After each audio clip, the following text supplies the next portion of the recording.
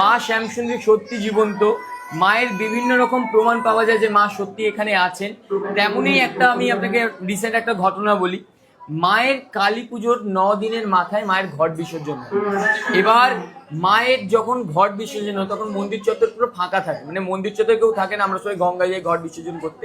এবার মন্দির 8:30 নাগাদ বন্ধ হয়, 8টা নাগাদ আমরা সেদিন বন্ধ করেছি। এবার তখনই বন্ধ করার কিছুক্ষণ পরেই দুজন স্বামী স্ত্রী আসে মায়ের মন্দির খুঁজতে খুঁজতে। এবার খুঁজতে খুঁজতে ঠিক মায়ের মন্দিরের নিচ দিয়ে ওরা পাস করে। তখন ঠিক মায়ের মন্দিরের ওপরে একটি ব্যালকনি আছে, ওই ব্যালকনি থেকে একটা বাচ্চা মেয়ে বলে, কি রে কোথায় যাচ্ছিস, এইটাই তো আমার বাড়ি। তখন ওরাও আনদেখা করে দেয় যে না, আমরা তো মা শ্যামসুন্দরী মন্দির খুঁজি, এই বাচ্চা মেয়ে হয়তো ভুল করে বলছে, ওরা চলে যায়। পরের দিন ওরা যখন ঘুরে ফিরে আবার যখন খুঁজতে খুঁজতে আসে, তখন দেখে ঠিক যেই ব্যালকনির নিচ দিয়ে বলেছিল সেই ব্যালকনির নিচেই মায়ের মন্দির। তো ও ভাবে নর্মালি, যখন আমাদেরকে বলে আমাদের গায়ে কাটা দিচ্ছে, আমাদের মন্দিরে কোনো বাচ্চা মেয়ে থাকেই না।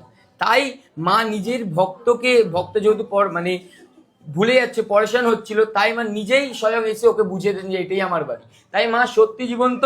মাকে যদি কোনো ভক্ত নিজের মন প্রাণ দিয়ে কিছু বলতে পারে, মা তার মনের বাসনা পূর্ণ করেই।